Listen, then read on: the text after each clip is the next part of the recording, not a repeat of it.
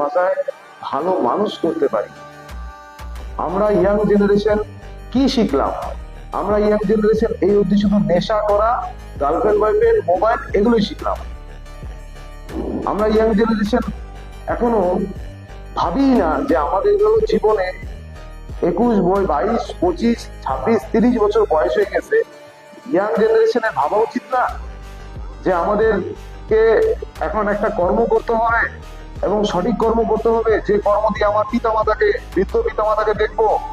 কিন্তু না, আজকাল উল্টো হচ্ছে। ছেলে মেয়েরা নেশায় আকৃষ্ট হয়ে গেছে, স্কুল কলেজের ছেলে মেয়েরা সবাই নেশায় আকৃষ্ট হয়ে গেছে।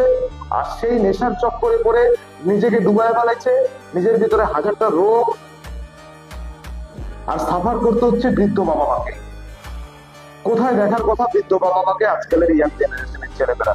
কয়টা আজকালের ছেলে মেয়েরা এরকম চিন্তা ভাবনা করে যে আমার বাবার জন্য লড়াই করতে হবে, মার জন্য লড়াই করতে হবে, বাবা মাকে ভালো রাখতে হবে, আমাকে লড়াই করে যেতে হবে, আমাকে কর্ম করতে হবে, ভালো কর্ম করে ওনাদের ভালো মানুষ মানুষ হয়ে দেখাইতে হবে? এরকম চিন্তা ভাবনা কেউ রাখে না। ওই যে দামি মোবাইল পাইছে, দামি বাইক পাইছে, চলো গার্লস স্কুল, চলো কলেজ, চলো ইউনিভার্সিটি।